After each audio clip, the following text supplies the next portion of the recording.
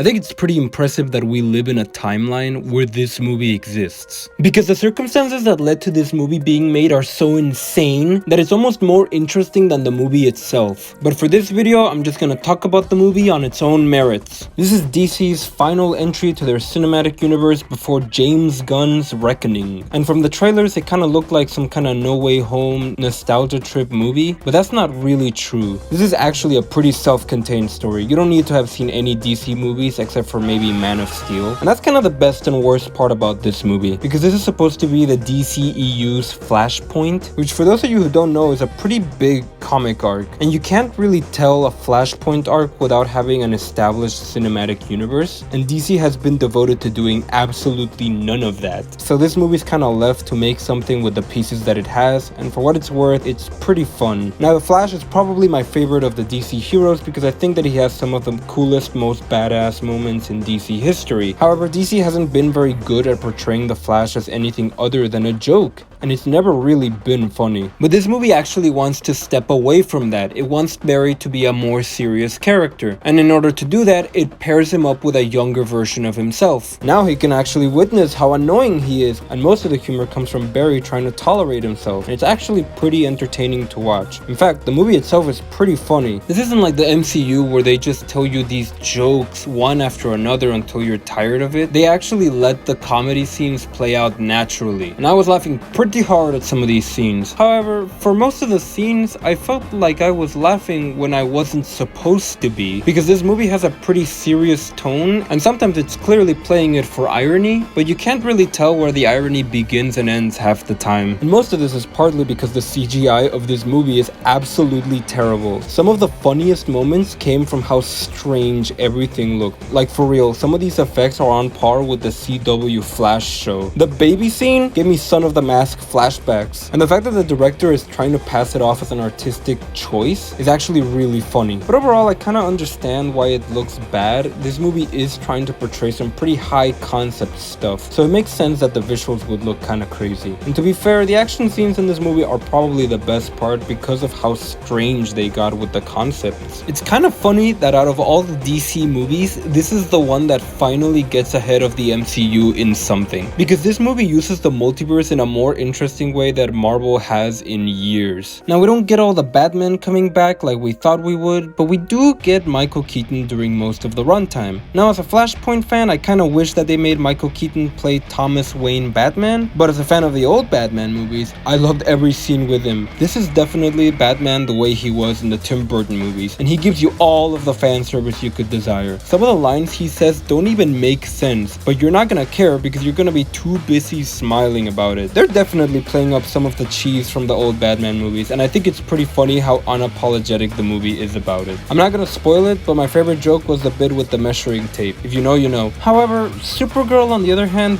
clearly didn't receive the same kind of love. She doesn't really do anything except fight, and I can't remember a single word she says in this movie. And that kind of sucks, because I like Supergirl in the comics, and I think she could have really used a fun personality, or any personality for that matter, because it's not like she doesn't do anything, but you can definitely tell that she only exists to propel the themes of the multiverse. And I just think that the final battle would have had more of an oomph to it if we actually cared about her. This is probably one of the most unique stories that DC has told so far, with a lot of fresh ideas and some pretty good character drama. However, even though the story is pretty good for the most part, I feel like the transition from second to third act is a little bit rushed, and it doesn't help that a lot of crazy stuff happens all at once without much lead up to it. Some of the things they show in this finale are truly hilarious, and unfortunately I could definitely tell that this was something they wanted you to take seriously. But honestly, I don't really care too much, because at the end of the day, this movie does succeed in giving the Flash a good character arc, and despite Ezra Miller's goofy acting, he is able to convey the necessary emotions to make the emotional moments land. I really did grow to like this version of the Flash, and I kind of wish we could see more of him, because despite all of the missing pieces, I think this is a pretty good adaptation of all of the key elements of the Flashpoint arc. And even though I do wish that the DCU had actually earned it and that we had a faithful adaptation of Flashpoint, you can really tell tell that the creators tried the best with what they had. And I know it feels like I'm excusing a lot of the issues and the plot holes that the film might have had, but honestly, that was my favorite part of the movie. I